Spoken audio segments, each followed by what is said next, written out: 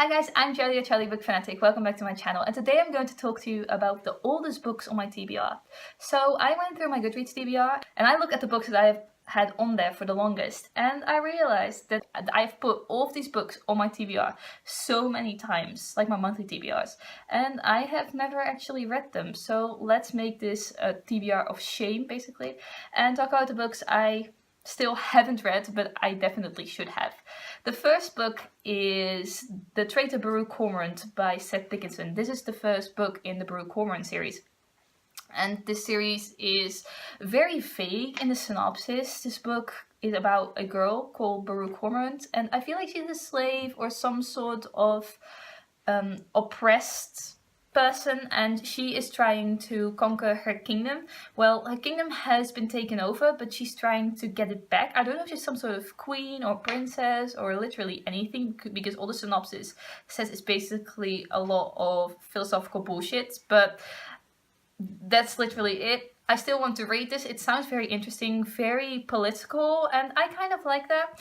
Another book on my TBR is also very political, a political fantasy, and that is The Hero of Ages, which is the third book in the Mistborn series by Brandon Sanderson. This is the last book in the Mistborn series. Well, the last book of this trilogy, but then there's a new trilogy in the series that continues on with new characters, I believe.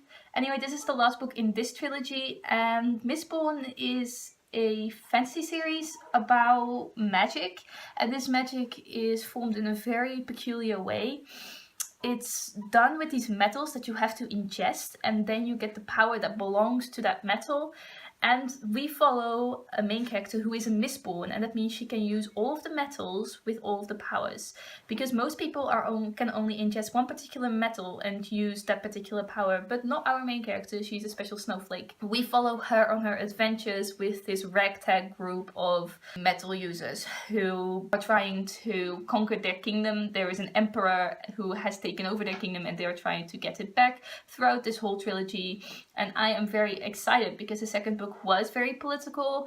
Not a lot happened, to be honest, but in the end everything really came together and it really started forming. So I'm kind of interested to see how this trilogy will end, what will happen to our characters, so I'll definitely get to this. But I think I haven't gotten to this because all of these books are so huge that it's very intimidating and very hard to actually get through, because I can't read any other books and it takes a long time to get through one book. So it's kind of discouraging sometimes, but I am definitely going to get to this book at some point in the future, and I hope that is sooner rather than later. The next book I want to talk about is Becoming Clementine, which is the third book in the Velvet Jean series by Jennifer Niven. I've read Velvet Jean Learns to Drive and Velvet Jean Learns to Fly a couple years ago, I believe. I really like Jennifer Niven's writing style, and especially this historical fiction series by her.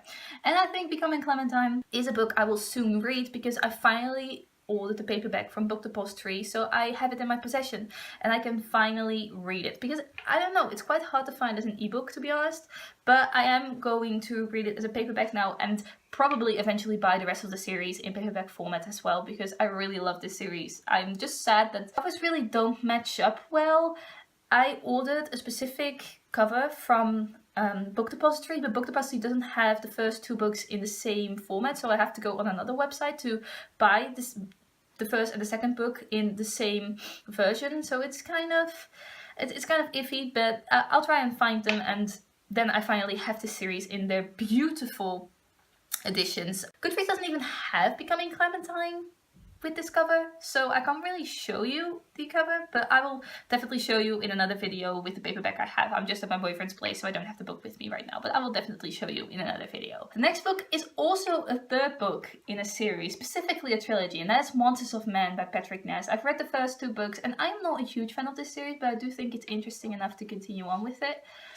But yeah, the third book has been something that has been on my TBR for such a while, but it is a big book. I do want to know how this series ends, but it's just intimidating to get to a book when you have read the first two books like years ago and you barely remember them, and then the third book you do want to read it, but it's been so long, it's kind of hard to pick up now.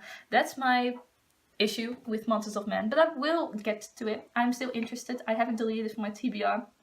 Well, I've been deleting a lot of books from my TBR because I'm not interested in reading them anymore, but this is not one of those, so I will get to it. My TBR is very tiny right now. I think I only have 28 books on it, so I should be fine. I should be getting to some of these books very soon. But anyway, it's definitely a shame that I haven't read a lot of these books because they're continuations in the series, and the longer I wait, the less I remember of the series. So it is such a shame, honestly. The last book is A Lonely Hearts Hotel by Heather O'Neill.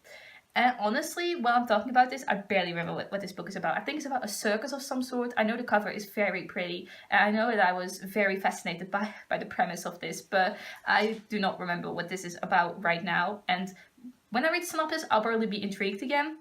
But this has been on my TBR for such a long time. I haven't looked at the premise in a long time.